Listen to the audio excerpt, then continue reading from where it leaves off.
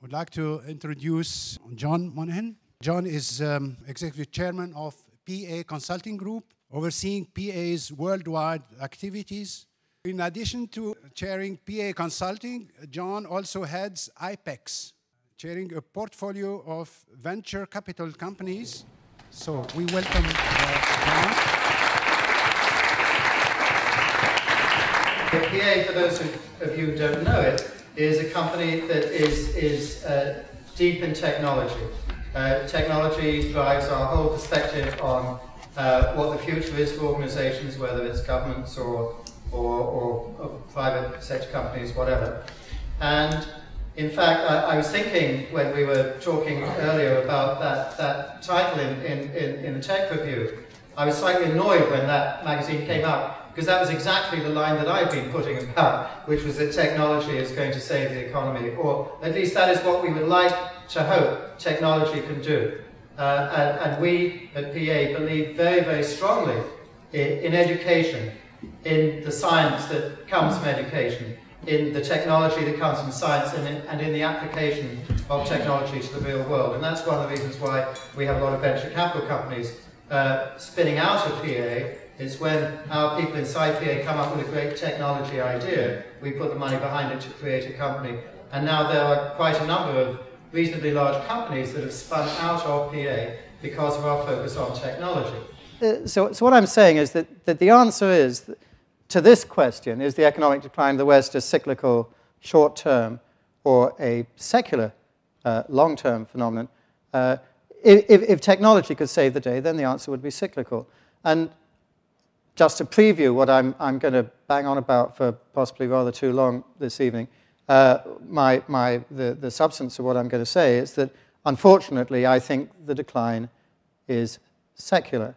And it's secular basically because of three major influences that make it necessary for the economic condition of the West to deteriorate, not necessary, but inevitable, possibly, for the economic condition of the West to decline substantially from here. Those three conditions are the fact that, first, the West is living above its means right now. Secondly, that the banking fraternity are taking too much out of the economy for the rest of the economy to grow. And thirdly, that there is a massive drain of jobs, capital, and, in fact, economic activity out of the West and into the Far East, Brazil, and other developing countries. And that those three trends will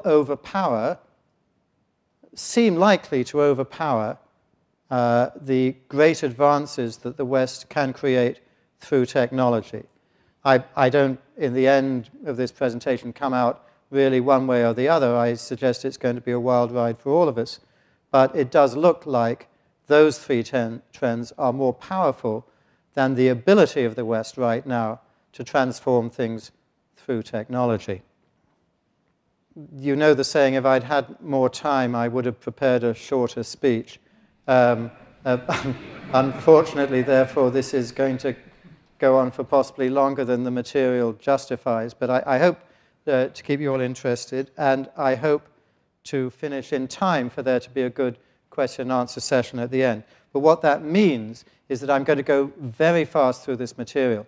So I'm hoping that whatever drink you had downstairs has sharpened your mind so that you're able to read what is up here very quickly, because I'm not going to read out every word that's up here.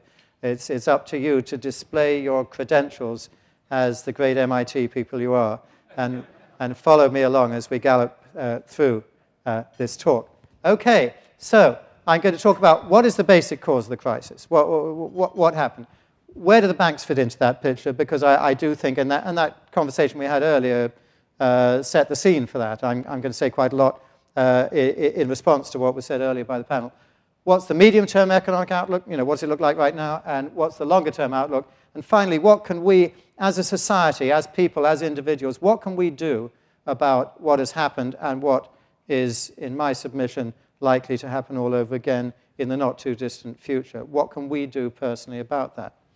Okay, so quickly, what's the basic cause of the crisis? We know all of this. This is what happened a year ago: disaster, credit strike, complete disaster, nothing happened. The naked swimmers is Warren Buffett's remark that when the tide goes out, you discover who's not wearing their swimming costume. And there are a lot of people, when the tide went out, who discovered not to be wearing their swimming costume. Madoff, Stanford, and the soft fraudsters, the ones who didn't break the law, but who nonetheless, those emperors didn't have any clothes. The over-leveraged, the under-liquid. So that was all a disaster a year ago, and now we're sitting there thinking, what was that? That was pretty awful, but it seems to have gone by because there was an unprecedented creation of liquidity by central banks. Evangelos was saying just earlier, I think you were saying that the Greenspan put has been replaced by the Trichet put. But if you don't believe the Greenspan put was very good, then what does that mean for the Trichet put? But so in the short term, we've been pulled back from the brink. But what is going to be happening later on? What happened? The conventional view is there was too much money sloshing around. The banks were very imprudent with it, poor regulation, and what did all of that lead to? Asset bubbles, massive debt. It's very interesting, there was talk a little bit earlier, since we're in Frankfurt, about how Germany doesn't seem to be suffering quite as much as the rest of the world. Well, yeah, you didn't have a housing bubble. House prices in Germany haven't gone up for a couple of decades. About the only major economy, I think, where that can be said to be the case. You don't really use credit cards, which turns out to have been a smart thing. You thought that the private equity people coming in and buying companies with massive leverage were locusts. And everybody said, oh, how primitive to call them locusts. Actually, it turns out that was sort of right. But all across the rest of the world, and by the way, Germany was not immune. We'll get into what happened to Germany in a little while. That all over the rest of the place, there were asset bubbles. There was massive debt, both consumer, in the financial sector, in the real economy, massive debt. And allied to that, mostly because of this easy money and very poor regulation by all sorts of regulatory bodies. There was fraud, off-balance sheet accounting, and so forth, and excessive consumption leading from the fact that there was so much money going about that everybody was having a great time spending lots of money. So what did that lead to? That led to defaults, the liquidity strike where everything came to a grinding halt, as I said earlier, nothing happening, the crash, discovery of the fraud, and so the answer was easier money. Well, I thought that was the cause of what happened in the first place. But anyway, let's try it again and see what happens. Okay, 3 under-discussed primary causes of the crash. They are discussed. I'm not saying there's any brilliant new insight here, but they are under-discussed. They are not recognized as really problematic issues right now. The fact that we're living above our means, the fact that there's a massive drain of jobs and the economy to the east, which includes Brazil and so forth, and the banking oligarchy, which we'll get to in a while, and I'll wait to discuss that. So let's talk about the first of them, living above our means.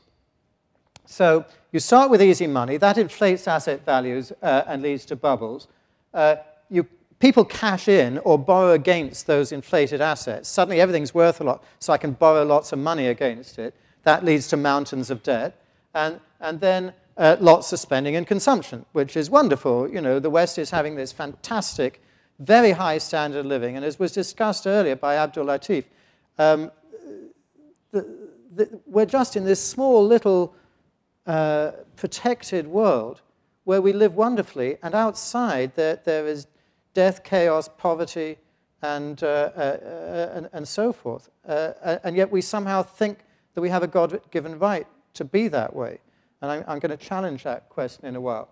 So this spending and consumption is an unsustainable level of expenditure. It comes out of easy money. And you have to consider the source of that easy money, which we will in a while.